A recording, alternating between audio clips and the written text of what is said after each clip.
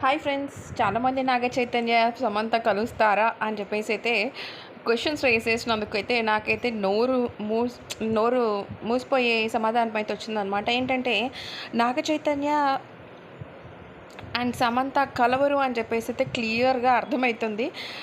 So Naga Chaitanya divorce కాపీలో కూడా సమంత తనని పట్టించుకోకుండా తను 2 సార్లు అబార్షన్ చేయించుకోవడంతో పాటు తను ఇంకొక అతనితోని లివింగ్ రిలేషన్‌షిప్‌లో ముంబైలో ఉంది అని చెప్పేసి అయితే డివోర్స్ కాపీలో మెన్షన్ చేయడం జరిగింది.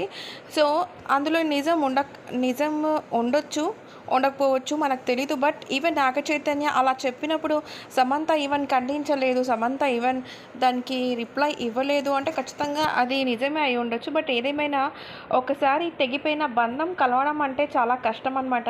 సో ఈ విషయంలో వీళ్ళ విషయంలో అయితే నిజమైపోయింది. బట్ నాగ చైతన్య డివోర్స్ కాపీలో మాత్రం సమంత గురించి ఆ విధంగా ఉంది కాబట్టి వాళ్ళిద్దరు కలిసే ఛాన్స్ 100% లేదు. దాంతోపాటు ఇప్పుడు తను వేరే అమ్మాయితో, వేరే యాక్ట్రెస్తోనైతే లివింగ్ రిలేషన్‌తో ఉన్నాడు అని చెప్పైతే తెలుస్తుంది.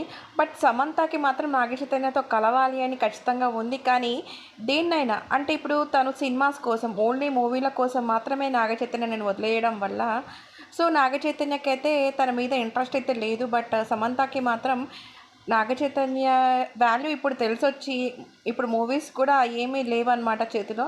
సో ఇప్పుడు తెలిసొచ్చినా కానీ దీన్ని బట్టి ఏమర్థమవుతుందంటే చేతులు కాలాక ఆకులు పట్టుకొని ఏం లాభం, ఏదైనా తెగేదాకా లాగాక ఒక రిలేషన్షిప్ పోయిందనుకోండి మళ్ళీ అది ప్యాచప్ అవ్వడం అయితే చాలా కష్టం. సో ఇదొక ఉదాహరణ.